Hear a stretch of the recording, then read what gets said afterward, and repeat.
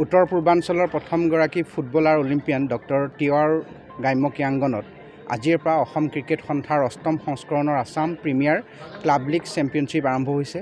Kaliabor cricket সন্থাৰ উদ্যোগত আৰু কলিয়াবৰ জিলা ক্ৰীড়া সন্থাৰ সহযোগত সম্পূৰ্ণ 10টা ক্লাবৰ অংশগ্ৰহণেৰে প্ৰায় 300 খেলুৱৈৰ পঞ্জীয়নেৰে আমাৰ আজিৰ পৰা প্ৰতিযোগিতাখন এমাহ ধৰি চলিব আৰু ইয়াৰ পৰা যি দল দুটা চেম্পিয়ন হ'ব, যি দলটো চেম্পিয়ন হ'ব সেই দলটোৱে আমাৰ জোনেল বেচিছত হোৱা খেলত অংশগ্ৰহণ কৰিবলৈ পাব আৰু ইয়াৰ পৰা গ্ৰাম্য অঞ্চলত সোমাই থকা ক্ৰিকেটীয় প্ৰতিভাসমূহ বিকাশ কৰিবৰ কাৰণে অসম ক্ৰিকেট সন্থাই এটা অভিনৱ পদক্ষেপ লৈছে।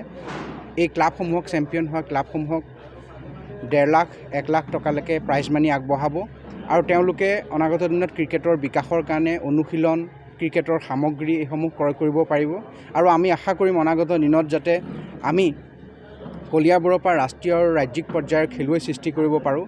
তাৰ কাৰণে আমাৰ নতুন প্ৰজন্মৰ খেলুৱৈসকলক মই আগবাঢ়ি আহিবলৈ অনুৰোধ জনাইছোঁ।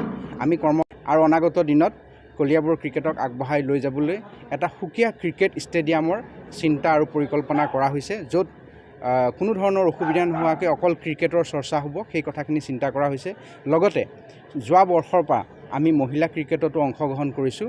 কলিয়াবৰে যোৱা বছৰ আৰু এই বছৰ দ্বিতীয় বছৰত ভৰি দিছে যে মহিলা ক্ৰিকেটত পদাৰ্পণ কৰিছে আৰু ইতিমধ্যে আন্তঃজিলা অসম ক্ৰিকেট সন্থাই অনুষ্ঠিত কৰা আন্তঃজিলা ক্ৰিকেট প্ৰতিযোগিতাত আমাৰ মহিলা দলে অংশগ্ৰহণ কৰিছে।